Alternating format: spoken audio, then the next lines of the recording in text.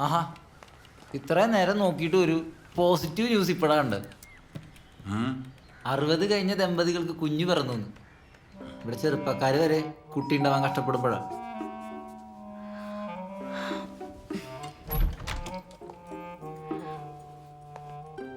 നീ എന്താ ഈ സമയത്ത്? സ്വന്തം വീട്ടിലേക്ക് വരാൻ അസമയമൊക്കെ ഉണ്ടോ?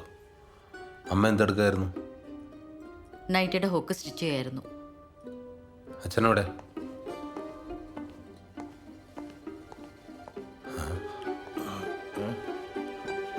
അച്ഛൻ എന്തെടുക്കായിരുന്നു ഇവിടെ?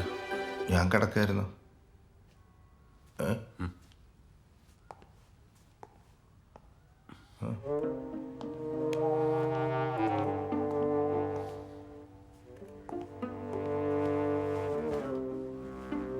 ഈ ഡ്രസ്സ് എന്തിനാ ഇപ്പൊ പുറത്തെടുത്തത്? അതിനിപ്പം നിനക്കെന്താ?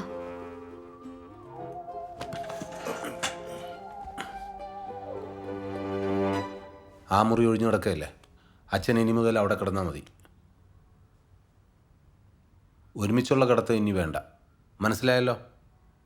തൽക്കാലം ബ്രോഡാഡി ആവാൻ ഞാൻ ഉദ്ദേശിച്ചിട്ടില്ല.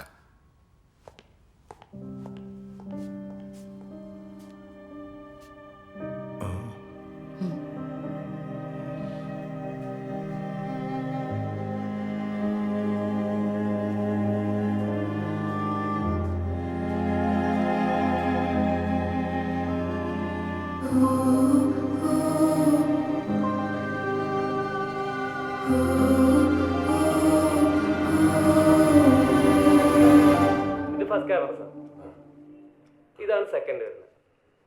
ഓക്കെ, ആ ഇത് തേർഡ്. ഈ ക്യാം അവിടെ ഒരു വിസിബിലിറ്റി ഉണ്ടല്ലോ ഓ ഫുള്ള് ഗ്യാരണ്ടി ആണ്. ഇതിൽ വോയിസും കിട്ടുമല്ലോ. പിന്നെ മൊബൈൽ എപ്പോൾ ആണെങ്കിൽ നോക്കാലോ. നിങ്ങൾക്ക് ഇൻറ്റീരിയർ ചെയ്യുന്ന ആരെങ്കിലും പരിചയമുണ്ടോ? ഈ വീട് ഫുള്ളായിട്ട് സൗണ്ട് പ്രൂഫ് ആക്കണം. ഫുള്ളോ? ഹോം ഫുള്ള് തിയേറ്റർ ആക്കേണ്ട പരിപാടിയാണോ? അല്ല, എനിക്ക് നോയ്സ് പുറത്തു പോകണം ഇഷ്ടമല്ല. അതിനിവിടെ അധികം നോയ്സ് ഒന്നും ഇല്ലല്ലോ. ഇവിടെ ഇനി ഉണ്ടായിക്കൂടുന്നില്ലല്ലോ. 1 2 3 ആ അങ്ങനെ. ഓക്കെ, അതാ നോക്കാം. ആ ശരി.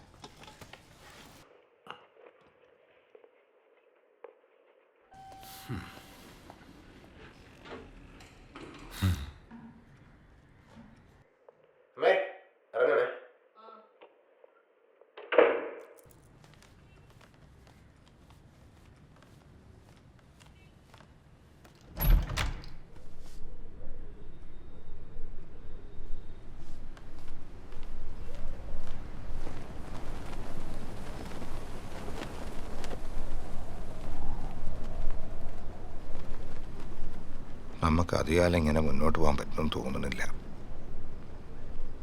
അവനിൽ നിന്ന് രക്ഷപ്പെടാൻ ഞാൻ പല വഴികളും നോക്കി. പക്ഷെ അതൊക്കെ പിന്നെ നമ്മളെ തന്നെ മനസ്സമാധാനം കളയും. നമ്മളെ മരണം കൊണ്ടല്ലാതെ ഈ പ്രശ്നം തീരില്ല. നിങ്ങൾ എന്തൊക്കെയായി പറയുന്നത് ദാസേട്ടാ? ഞാൻ കുറച്ച് വിഷം മാറ്റി വെച്ചിട്ടുണ്ട്. അത് എസിക്കകത്ത് വെച്ച് ഓൺ ചെയ്ത് കിടന്നാൽ മതി, പിന്നെ ഉണരില്ല. നമ്മൾ ഒരുമിച്ചുള്ള അവസാനത്തെ കിടത്തം ഞാൻ തീരുമാനിച്ചു.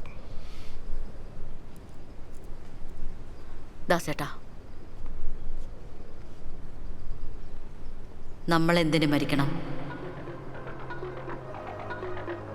നിങ്ങൾക്ക് മാത്രമല്ല, ഈ ഭൂമിയിലുള്ള ഒരാൾക്കും അവനെ പോലത്തെ ഒരുത്തിനെ താങ്ങാനാവില്ല. പേരൻസിൻ്റെ ജീവിതം മക്കൾക്ക് വേണ്ടി മാത്രമുള്ളതല്ലല്ലോ. അവൻ്റെ ഓർമ്മ തിരിച്ചു വരാതിരിക്കാൻ എന്താ ഒരു വഴി?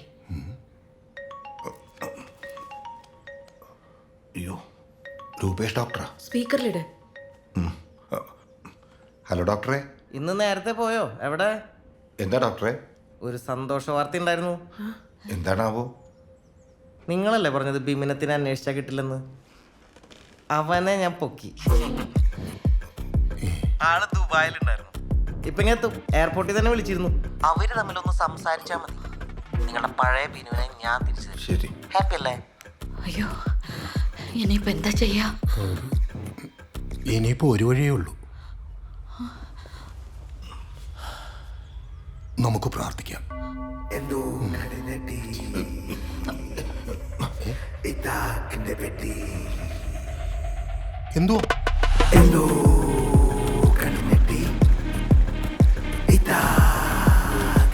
ആരെന്ന് കണ്ടുപിടിച്ച് കഴിഞ്ഞാൽ പിന്നെ ഞാൻ വേറെ ലെവലാണ്.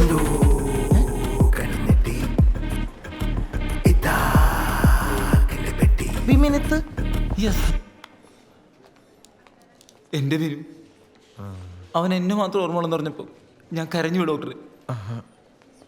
ബിനുവിന് അപകടം പറ്റിയെന്ന് അറിഞ്ഞപ്പോൾ പോലും ഞാൻ ഇത്ര വിഷമിച്ചിട്ടില്ല. പിന്നെ എനിക്കവിടെ നിൽക്കാൻ പറ്റിയില്ല.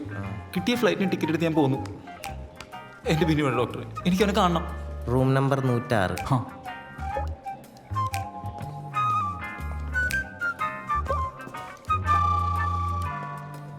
ഡോക്ടറെ, ഈ ഫ്ലൈറ്റിൻ്റെ പൈസ കിട്ടിയായിരിക്കും അല്ലേ? അല്ല, ഡോക്ടറിന് രാവിലെ വിളിച്ച് പെട്ടെന്ന് വരാൻ പറഞ്ഞ കാരണം ഞാൻ ബിസിനസ് ക്ലാസ് ടിക്കറ്റ് എടുത്ത് തന്നിട്ടുള്ളേ. അത് മോശമല്ലേ? കുറച്ച് മോശമാണ്. വേണ്ട, ഡോക്ടർ ചോദിക്കണ്ട, ഞാൻ ചോദിച്ചോളാം.